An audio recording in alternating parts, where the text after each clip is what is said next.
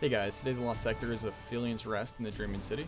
If you just want to see the build guide, skip to about a minute and 48 seconds. For those of you that just want to see a real quick run of the Lost Sector, there's 2 unstoppable with 2 overloads. It took me about a minute and 40 seconds. With enough practice, it should be taking anywhere between a minute 30 to 2 minutes. Happy farming.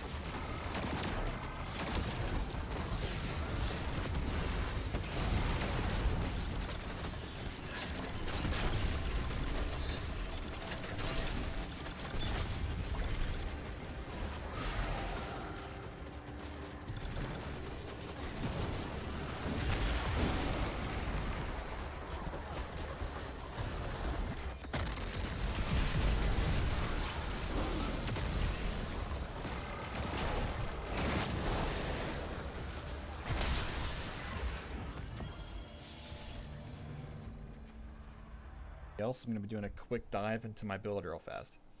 So starting off, I'm using Healing Rift. I mean, you can use whichever one you want. I use Burst Glide. Again, you can use whatever one you want. I prefer Chain Lightning with Storm Grenades. For our aspects, we're using Arc Soul. Just creates a little Arc Buddy while we're in our Rift. And Electrostatic Mind. Defeating targets with Arc abilities or defeating jolted or blinding targets creates an Ionic Trace. Moving on to the fragments. While surrounded by combatants, you are more resistant to incoming damage. Never hurts to be more resistant. Also gives 10 strength. Your arc grenades jolt targets. Pretty nice. Taking melee damage briefly increases your outgoing melee damage. Once again, just a little bit more damage. And Spark of Ions. Defeating a jolted target creates an Ionic Trace. We have a lot of different means of making Ionic Traces in this build. For weapons, I'm just using a Fatebringer. You can just use whatever hand cannon you want. I just prefer the Fatebringer. I'm using Iterative Loop. Just use whatever fusion rifle or whatever special you guys want. You can use Forbearance if you have it, but I'm not using that anymore. Just whatever you guys want for specials as well. Make sure it's a hand cannon up here though, or a hand cannon here with a special of choice in the kinetic slot. I'm using Leviathan's Breath just because it stuns Unstoppables, and it's just generally an amazing gun. Moving on to the artifact. Use all 5 or 6 of these. They just give general arc buffs. Stay amplified longer, gain armor charge when you stun a champ. Super does more damage if you're critical or amplified. Increased damage resistance when amplified. Throwing a grenade gets you grenade recharge rate. Arc final blows while you're amplified. Summon a burst of lightning that damages and jolts targets. Just another way to jolt targets, which will also create us more Ionic Traces. Moving on to the armor and mods. I'm using Crown of Tempest with an Ashes assets and a hands-on, and an Arc Siphon mod since I'm using an Arc gun. So just so I can get my super back faster, maybe squeak out 2 supers in one run. Heavy-handed and firepower, since once again it's kind of a hybrid build between hands-on and between grenades and melees. And then a bolstering detonation to get me class ability energy from grenade damage. I use 2 resistance mods, just whatever's in the Lost Sector, doesn't matter. And then the most slept on mod in the entire game, Emergency Reinforcement. When you have 3 stacks of armor charge, it will proc when you go critical and make you very tanky. I feel like people should talk about this mod a little bit more. Moving on to the boots. Recuperation, Invigoration, and Innervation.